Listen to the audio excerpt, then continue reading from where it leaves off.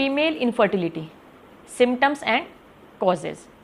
इस वीडियो में हम समझने की कोशिश करेंगे कि फ़ीमेल इनफर्टिलिटी क्या होता है और इसके क्या कॉजेज़ होते हैं, फीमेल इनफर्टिलिटी के क्या रिस्क फैक्टर हो सकते हैं और क्या क्या प्रिकॉशन लेकर हम फीमेल इनफर्टिलिटी को कम कर सकते हैं। हेलो, मेरा नाम डॉक्टर अंजू यादव है और मैं एक फर्टिलिटी स्पेशलिस्ट हूँ। हम आज एक बहुत ही इम्पोर्टेंट टॉपिक डिस्कस करने वाले हैं, फीमेल इनफर्टिलिटी। इनफर्टिलिटी से मेल एंड फीमेल दोनों ही पार्टनर्स अफेक्टेड हो सकते हैं। 1/3 इनफर्टिलिटी केसेस में मेल पार्टनर इशू होते हैं, 1/3 केसेस में फीमेल पार्टनर इशू हो सकते हैं और बाकी बचे हुए 1/3 केसेस में अननोन या फिर मेल और फीमेल दोनों ही पार्टनर्स में कंबाइंडली कुछ प्रॉब्लम्स निकल सकती हैं। Now we will discuss about the symptoms of female infertility. Main symptom of female infertility is unable to get pregnant. A menstrual cycle that is either too long, means 35 days or more, or too short, that is less than 21 days. It might mean that you are not ovulating. Excessive pain during menses. तो ये सारे symptoms हो सकते हैं एक infertility के। बहुत सारे कपल्स कंफ्यूज रहते हैं और उन्हें समझ नहीं आता कि उन्हें कब डॉक्टर को दिखाना चाहिए। तो ये डिपेंड करता है कि आपकी एज कितनी है और आप कितने समय से कंसीव करने के लिए ट्राई कर रहे हैं। आपको डॉक्टर से कंसल्ट करना चाहिए अगर आपकी एज 35 साल से कम है और आप 1 साल से प्रेगनेंसी के लिए ट्राई कर रहे हैं। अगर आपकी एज 35 साल से ज़्यादा है और आप 6 महीने से ट्राई कर रहे हैं और कंसेप्शन नहीं हो पा रहा है तो भी आपको डॉक्टर को कंसल्ट करना चाहिए। अब हम डिस्कस करते हैं कि फीमेल इनफर्टिलिटी के क्या कॉजेज़ हो सकते हैं। प्रेगनेंसी होने के लिए आपके रिप्रोडक्टिव ऑर्गन्स मतलब यूट्रस, ट्यूब्स और ओवरीज का सही से फंक्शन करना बहुत ज़रूरी होता है।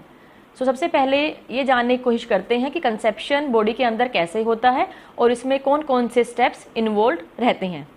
प्रेगनेंसी होने के लिए जो मेन स्टेप्स हैं वो हैं हर मंथ ओवरी से मैच्योर एग रिलीज़ होना, ट्यूब का एग को कैच करना और मैच्योर एग का फेलोपियन ट्यूब में ट्रेवल करना, स्पर्म्स का फेलोपियन ट्यूब में पहुंचकर एग को फर्टिलाइज करना और फाइनली फर्टिलाइज एग का फेलोपियन ट्यूब से यूट्रस में ट्रेवल करना और यूट्रस के अंदर इम्प्लांट होना। फीमेल रिप्रोडक्टिव प्रोसेस को बहुत सारे फैक्टर्स डिसरप्ट कर सकते हैं। अब हम डिस्कस करते हैं about the causes of female infertility. सबसे इम्पोर्टेंट और कॉमन कॉज है ओवुलेशन डिसऑर्डर। इसका मतलब है कि एग का सही टाइम पर रिलीज़ नहीं होना या फिर ओवुलेशन का बिल्कुल भी नहीं होना, और ये फीमेल इनफर्टिलिटी का एक बहुत ही मेन रीज़न है। ओवुलेशन डिसऑर्डर का रीज़न हो सकता है पॉलीसिस्टिक ओवरी सिंड्रोम। पीसीओएस एक हार्मोनल डिसऑर्डर है जो कि ओवुलेशन को अफेक्ट कर सकता है। पीसीओएस और पॉलीसिस्टिक ओवरी सिंड्रोम में बॉडी में इंसुलिन रेजिस्टेंस डेवलप हो जाता है, मतलब कि आपकी बॉडी इंसुलिन हार्मोन को अच्छे तरीके से यूटिलाइज नहीं कर पाती, जिससे फीमेल्स में मेल हार्मोन जिसे हम एंड्रोजन बोलते हैं की मात्रा अधिक हो जाती है और जिसके कारण से ओवुलेशन नहीं हो पाता। एबनॉर्मल हेयर ग्रोथ होने लगती है फेस पर और बॉडी के बाकी हिस्सों में और एक्ने हो सकते हैं। पीसीओएस फीमेल इनफर्टिलिटी का एक बहुत ही कॉमन कॉज है। हाइपोथैलेमिक डिसफंक्शन, पिट्यूटरी ग्लैंड से प्रोड्यूस होने वाले 2 हार्मोन की हेल्प से ही हर महीने ओवुलेशन होता है और ये हार्मोन है FSH and LH. Excess physical और इमोशनल स्ट्रेस, वेरी हाई और वेरी लो बॉडी वेट, अचानक से वेट बढ़ना या वेट कम हो जाना इन हॉर्मोन्स की प्रोडक्शन को अफेक्ट कर सकते हैं। ब्रेन ट्यूमर या फिर कोई जेनेटिक कारण भी हो सकते हैं। एब्सेंट पीरियड्स कॉमन सिम्टम्स है हाइपोथैलेमिक डिसफंक्शन की। Primary ovarian insufficiency, this is also called pre mature ovarian failure. इस कंडीशन में 40 ईयर्स की एज से पहले ही आपके सारे एग्स फिनिश हो जाते हैं और ओवरीज एग प्रोडक्शन करना बंद कर देती हैं।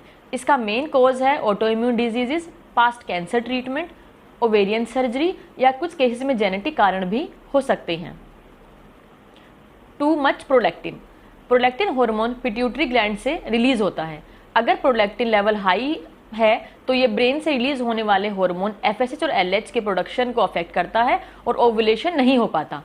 सिमिलरली थायराइड हार्मोन का बहुत कम या बहुत ज़्यादा होना भी ओवुलेशन के प्रोसेस को डिस्टर्ब कर सकता है। सेकेंड जो कारण है इनफर्टिलिटी का वो है फेलोपियन ट्यूब का डैमेज होना।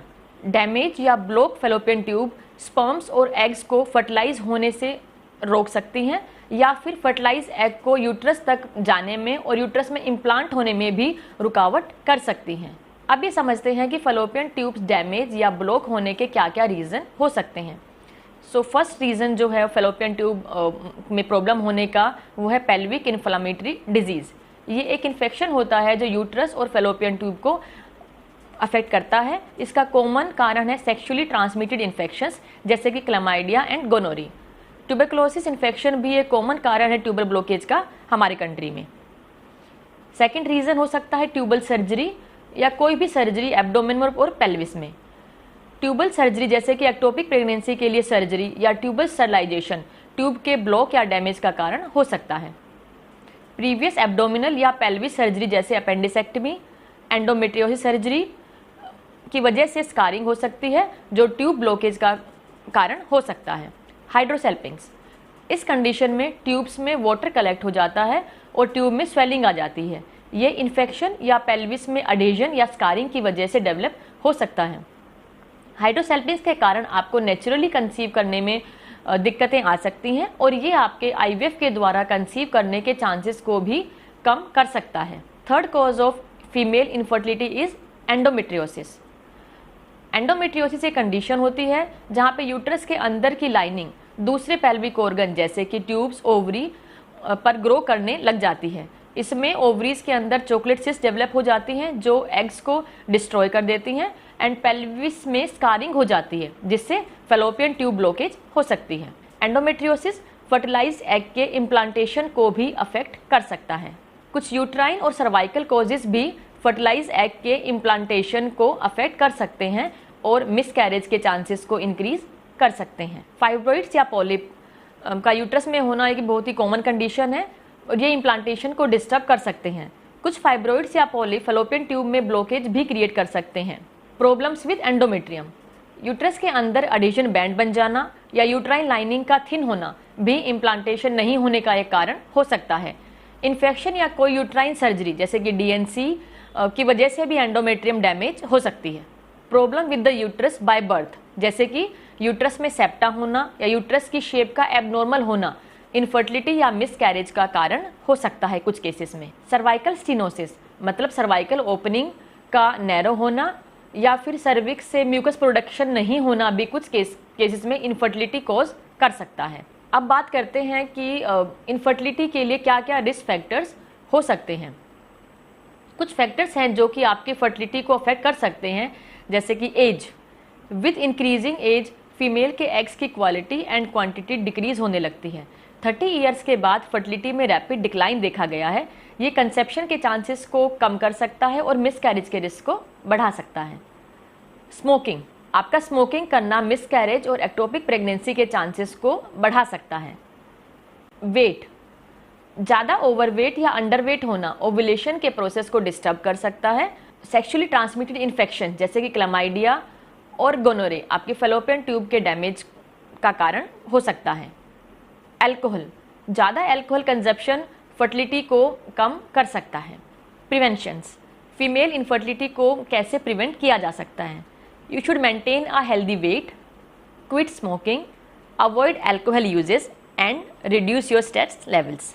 अगर आपके फीमेल इनफर्टिलिटी से रिलेटेड कोई डाउट्स हैं तो आप हमें कॉन्टैक्ट कर सकते हैं।